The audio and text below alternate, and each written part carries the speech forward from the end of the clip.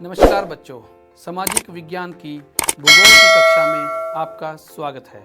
बच्चों, उम्मीद है कि आप अपने अपने घरों पर सुरक्षित और स्वस्थ होंगे और मन लगाकर पढ़ाई कर रहे होंगे। बच्चों, आज आपके लिए लेकर आए हैं कक्षा 6 की भूगोल की पाठ्य पुस्तक पृथ्वी हमारा आवास में संकलित अध्याय 3 पृथ्वी की गतियाँ। आज हम इनका विस्तार से अध्ययन करेंगे। बच्चों, यहाँ पर आप दो चित्र देख रहे हैं। पहला चित्र आपको आपकी पुस्तक से परिचित कराता है और दूसरा चित्र आपको आपकी पुस्तक में संकलित अध्ययन सामग्री से आपको परिचित कराता है। जैसा कि आप देख सकते हो कि आज का जो अध्याय है वो अध्याय नंबर 3 पृथ्वी की गतियाँ। इससे पहले बच्चों, आप इसमें 2 अध्याय और देख रहे हैं।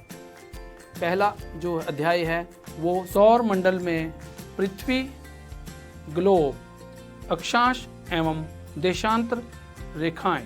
बच्चों, आज का जो अध्याय है इसको पढ़ने से पहले आपको पहले 2 अध्यायों की जानकारी होना अति आवश्यक है। यूँ तो हमारी पहले अध्याय और दूसरे अध्याय पर आपको वीडियो मिल चुकी होंगी, लेकिन आज हम पहले 2 अध्यायों में संकलित ज्ञान को जानेंगे। तो पहले हम सौर मंडल, सूर्य, ग्रह और उपग्रह की जानकारी हासिल करते हुए तीसरे अध्याय की तरफ बढ़ेंगे। बच्चों, जैसा कि आप जानते हो कि ये जो सौर मंडल है ये इसमें सूर्य का बहुत मुख्य स्थान है। बच्चों, अगर आप रात के समय आकाश में नज़र दौड़ाओ तो आपको बहुत सारे असंख्य तारे नज़र आएंगे। इन्हीं तारों में से एक तारा है सूर्य। बच्चों, आपके भ्रम को यहाँ दूर करना चाहूँगा कि सूर्य एक तारा है। आकाश में करोड़ों संख्या में असंख्य तारे आपको जगमगाते नजर आएंगे। इन सभी तारों के अपने अपने परिवार हैं जिन्हें हम मंडल बोलते हैं। ऐसे सूर्य का भी अपना परिवार है जिसे हम सौर मंडल बोलते हैं। बच्चों, ये उसी तरह से है जैसे अगर आप किसी गांव में घर देखें तो बहुत सारे घर होते हैं। उन सभी घरों में एक मुखिया होता है और घर के बाकी सदस्य उसी मुखिया के इर्द गिर्द रहते हैं। इसी प्रकार से हर एक तारे का एक परिवार है और हर तारा अपने परिवार का मुखिया है। और ज्ञात जानकारी के अनुसार सूर्य हमारे इस सौर मंडल परिवार का मुखिया है। और बच्चों, सौर मंडल परिवार में ग्रह, उपग्रह और उल्कापिंड आदि आते हैं। तो इसमें पृथ्वी, हमारी पृथ्वी एक ग्रह है और सौर मंडल का एक बहुत महत्वपूर्ण सदस्य है। अब आप जो ये चित्र देख रहे हैं, इस चित्र से आप भली भांति परिचित होंगे। ये चित्र सौर मंडल का है। इसमें आप ग्रहों को सूर्य के चारों तरफ एक निश्चित दिशा में एक दूरी पर स्थित देख रहे होंगे। तो बच्चों, सबसे पहला ग्रह आप देख रहे हैं बुध है, फिर शुक्र है और पृथ्वी तीसरे नंबर पर स्थित है। पृथ्वी इस परिवार में बहुत ही महत्वपूर्ण स्थान रखती है क्योंकि अभी तक किसी और ग्रह पर जीवन के आसार नहीं मिले हैं। प्राप्त जानकारी के अनुसार पृथ्वी सूर्य से बिल्कुल उचित दूरी पर स्थित है। बच्चों, सूर्य से जो सभी ग्रह सूर्य से ऊर्जा प्राप्त करते हैं, बिल्कुल उसी तरह जैसे परिवार का हर सदस्य परिवार के मुखिया से ऊर्जा प्राप्त करता है। अब आप इस चित्र में देखिए कि किस प्रकार से पृथ्वी ना तो सूर्य से बहुत ज़्यादा दूर है और ना बहुत नज़दीक है। पृथ्वी की ये जो स्थिति है, इसी के कारण पृथ्वी को हम अनोखा ग्रह कह सकते हैं क्योंकि इसी वजह से यहाँ पर जीवन संभव हुआ है। पृथ्वी, जैसा कि हम जानते हैं कि सूर्य के चारों तरफ घूम रही है। बाकी ग्रह भी इसी प्रकार से एक निश्चित कक्षा में चक्कर लगा रहे हैं। तो बच्चों, आइए आज हम जो आज का अध्याय है पृथ्वी की गतियाँ, इसको जानते हुए पृथ्वी की गतियों को पढ़ेंगे और ये जानेंगे कि आखिर इन गतियों से पृथ्वी के ऊपर क्या परिवर्तन आते हैं और जीवन या मौसम या दिन रात का इसके ऊपर क्या प्रभाव है। तो हम चलते हैं अपने अध्याय की तरफ। पृथ्वी की गतियाँ। पृथ्वी की गतियाँ 2 प्रकार की हैं, घूर्णन एवं परिक्रमण। पृथ्वी का अपने अक्ष पर घूमना घूर्णन कहलाता है। सूर्य के चारों ओर एक स्थिर कक्ष में पृथ्वी की गति को परिक्रमण कहते हैं। पृथ्वी का अक्ष एक काल्पनिक रेखा है जो इसके कक्षीय सतह से 66.5 डिग्री का कोण बनाती है। वह समतल जो कक्ष के द्वारा बनाया जाता है उसे कक्षीय समतल कहते हैं। चित्र 3.1 ये हमें पृथ्वी के अक्ष का झुकाव तथा कक्षीय समतल दिखाता है। बच्चों, इस चित्र में आप देख सकते हो कि पृथ्वी का कक्षीय समतल जो है वो 66.5 डिग्री पे झुका हुआ है। बच्चों, यह अपने पृथ्वी के कक्षीय समतल पर लंब से 23 डिग्री से हटकर है। तो पृथ्वी सूर्य से प्रकाश प्राप्त करती है। पृथ्वी का आकार गोले के समान है, इसीलिए एक समय में सिर्फ इसके आधे भाग पर ही सूर्य की रोशनी प्राप्त होती है। सूर्य की ओर वाले भाग में दिन होता है, जबकि दूसरा भाग जो सूर्य से दूर होता है वहाँ रात होती है। ग्लोब पर वह वृत्त जो दिन तथा रात को विभाजित करता है उसे प्रदीप्त वृत्त कहते हैं। यह वृत्त अक्ष के साथ नहीं मिलता है, जैसा कि आप चित्र 3.2 में देख सकते हैं। पृथ्वी अपने अक्ष पर एक चक्कर पूरा करने में लगभग 24 घंटे का समय लेती है। घूर्णन के समय काल को पृथ्वी दिन कहा जाता है। यह पृथ्वी की दैनिक गति है। बच्चों, चित्र में आप विषुवत वृत्त, मकर रेखा, कर्क रेखा आदि की जानकारी भी प्राप्त कर सकते हो। घूर्णन के कारण पृथ्वी पर दिन एवं रात बनते हैं। बच्चों, क्या आप जानते हैं कि शुरू में ये माना जाता था कि पृथ्वी स्थिर है, परंतु प्राचीन भारतीय खगोल शास्त्री आर्यभट्ट ने बताया था कि पृथ्वी गोल है और अपने अक्ष पर घूर्णन करती है। अगर पृथ्वी घूर्णन नहीं करे तो क्या होगा? सूर्य के तरफ वाले पृथ्वी के भाग में हमेशा दिन होगा, जिसके कारण उस भाग में गर्मी लगातार पड़ेगी। दूसरे भाग में हमेशा अंधेरा रहेगा एवं पूरे समय ठंड पड़ेगी। इस तरह की अवस्था में जीवन संभव नहीं हो पाएगा। तो बच्चों, पृथ्वी की दूसरी गति का अध्ययन करते हैं। यह जानने की कोशिश करेंगे कि जैसे दैनिक गति से दिन रात बने हैं, तो इस गति का संबंध पृथ्वी पर किस बात से है। तो दूसरी गति सूर्य के चारों ओर निश्चित कक्ष में होती है, उसे परिक्रमण कहा जाता है। पृथ्वी एक वर्ष में 365 सही 1/4 दिन में सूर्य का चक्कर लगाती है। हम लोग एक वर्ष 365 दिन का मानते हैं तथा सुविधा के लिए 1/4 भाग यानी 6 घंटे को इसमें नहीं जोड़ते। 4 वर्षों में प्रत्येक वर्ष के बचे हुए 6 घंटे मिलकर एक दिन यानी 24 घंटे के बराबर हो जाते हैं। इस अतिरिक्त दिन को फरवरी के महीने में जोड़ा जाता है। इस प्रकार प्रत्येक चौथे वर्ष फरवरी माह 28 के बदले 29 दिन का होता है। ऐसा वर्ष जिसमें 366 दिन होते हैं उसे लीप वर्ष कहा जाता है। पता लगाइए कि अगला लीप वर्ष कब होगा। चित्र 3.3 से स्पष्ट है कि पृथ्वी दीर्घवृत्ताकार पथ पर सूर्य के चारों ओर चक्कर लगाती है। बच्चों, यह दीर्घवृत्त क्या है? पहले हम यह समझ लें कि यह वृत्त से कैसे भिन्न होता है। आओ इसे हम इस चित्र की सहायता से जानें। क्या आप जानते हैं कि एक दीर्घवृत्त कैसे बनाया जाता है? एक पेंसिल, 2 पिनें तथा एक धागे का छल्ला लीजिए। अब इन पिनों को कागज पर स्थिर कर दें, जैसा कि दिखाया गया है। अब इन दोनों पिनों को घेरते हुए धागे के छल्ले को कागज पर रखें। अब पेंसिल से धागे को कसकर तानते हुए पेंसिल को धागे के साथ घुमाते जाइए। अब जो आकृति कागज पर बनेगी वह दीर्घवृत्त होगी। बच्चों, दीर्घवृत्त के पश्चात अब एक और चित्र 3.3 को दोबारा देखेंगे और समझेंगे कि चित्र में पृथ्वी को सूर्य के संदर्भ में पूरे वर्ष में 4 महत्वपूर्ण स्थितियों में भिन्न भिन्न तिथियों के साथ दिखाया गया है तथा उन तिथियों के नाम भी रखे गए हैं और साथ में ऋतुओं के नाम भी देखे जा सकते हैं। आइए इस चित्र का अध्ययन करते हैं।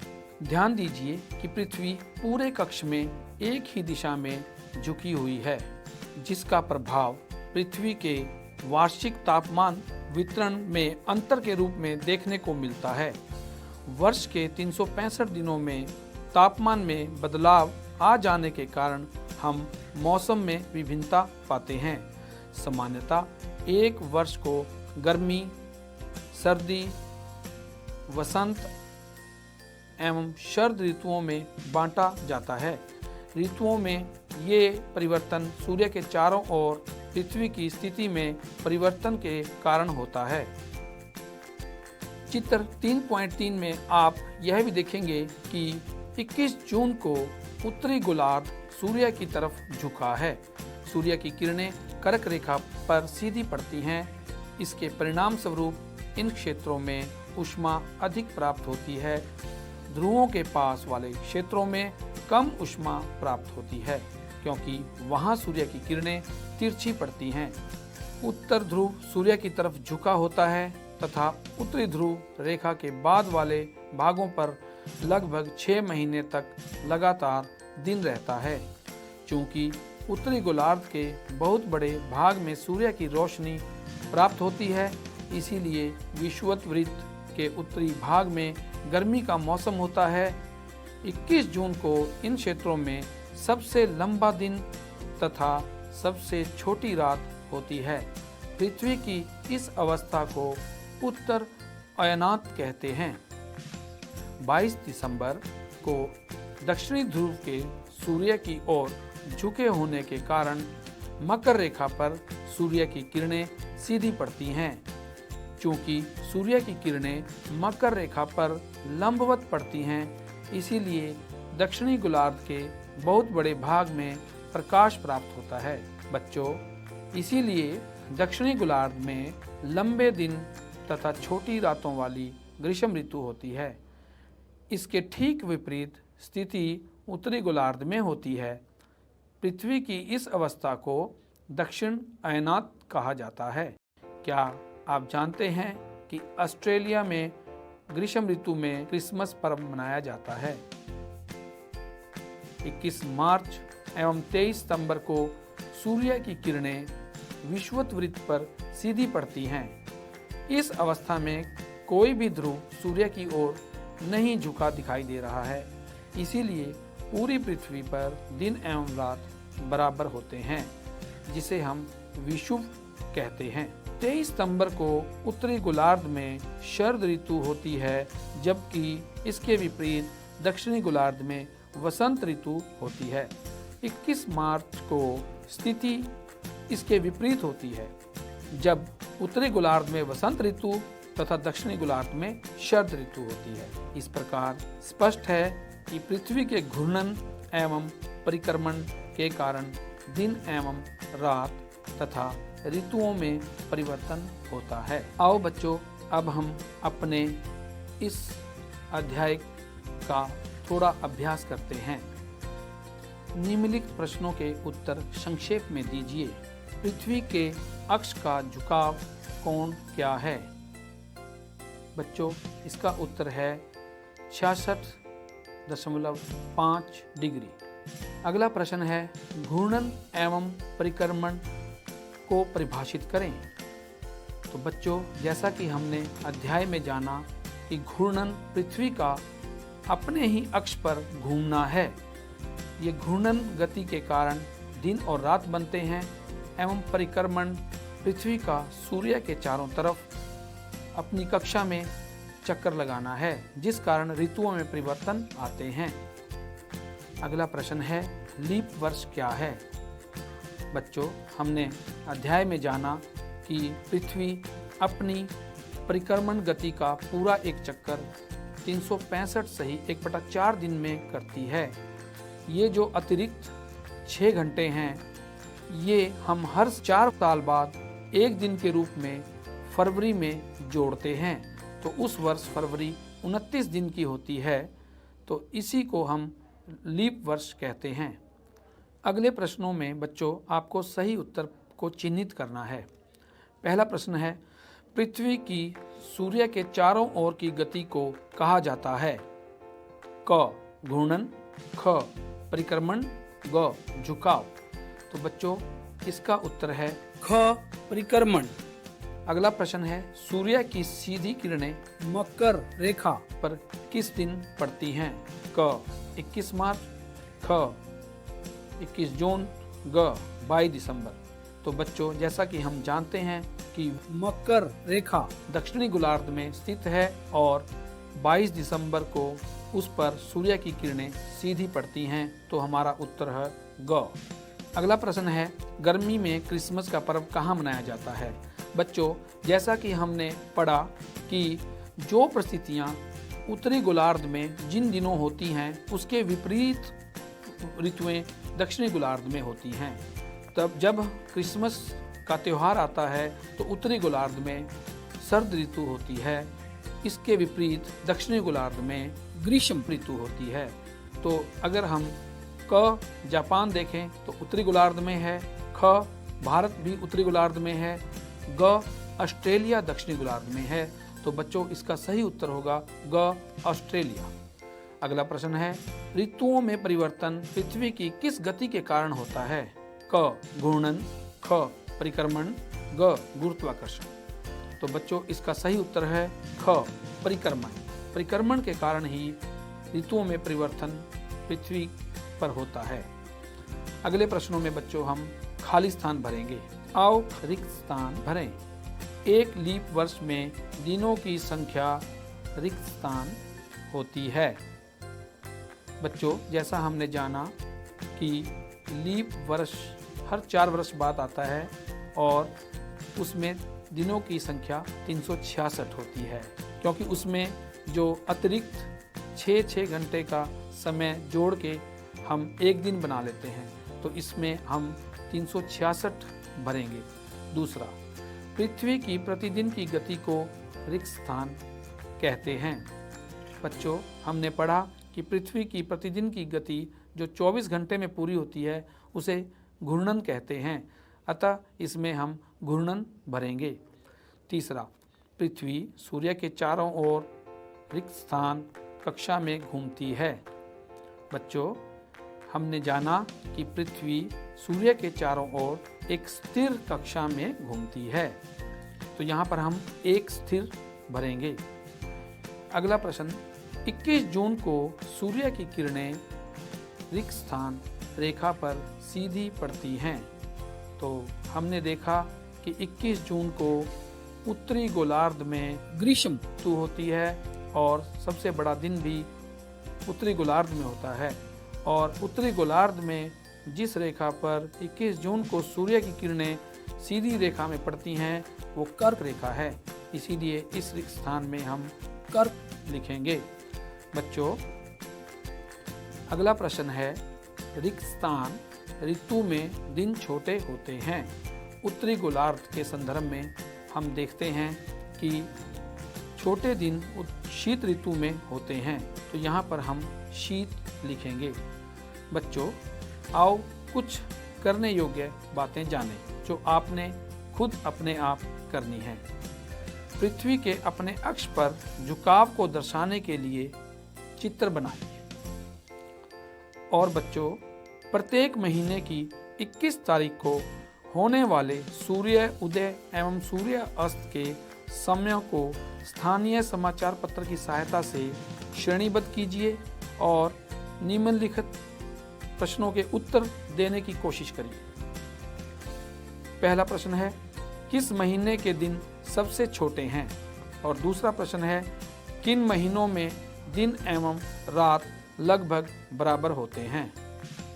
तो बच्चों आपने आज के इस अध्याय में पृथ्वी की गतियों के बारे में बहुत विस्तार पूर्वक जाना, और आशा करता हूँ कि आपको पृथ्वी की गतियों के बारे में और उनसे होने वाले परिवर्तनों के बारे में ध्यानपूर्वक सुना होगा।